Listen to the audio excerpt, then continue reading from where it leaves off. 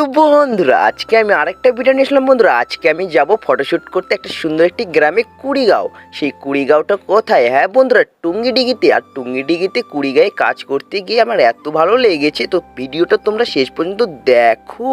টুঙ্গিডিগিতে আমি অনেকক্ষণ অপেক্ষা করার পর এই ভাইটা এসেছে বিয়ে বাড়িতে আমাকে নিয়ে যাওয়ার জন্য। বন্ধু তো দেখো ভাইটাকে।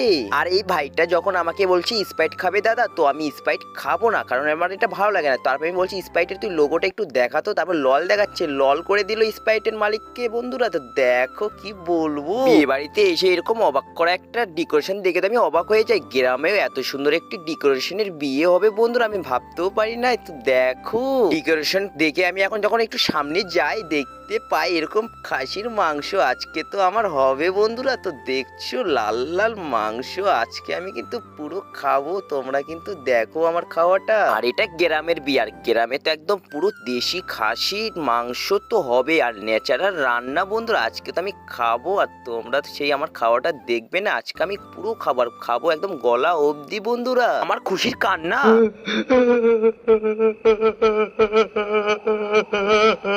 রাত হতে এরকম ডেকোরেশন একটু দেখে তো অবাক হয়ে যায়। আর দেখছো কত সুন্দর ডেকোরেশন করেছে দেখো। আর এই সুন্দর দিদিটা এখন কত সুন্দর সেজে এখন চলে আসলো সেই টেজে। আর টেজে এসে কত সুন্দর লাগছে দিদিটাকে, তোমরা দেখো একবার আর কমেন্ট করে জানাও কার কেমন লাগছে।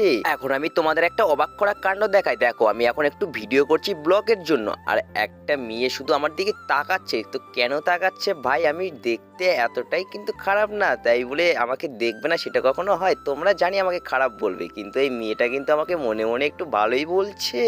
তো বন্ধুরা অলরেডি আমাদের এখন শুট চালু হয়ে গেছে, আর আমি শুট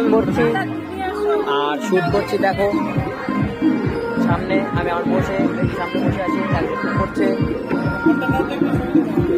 ওকে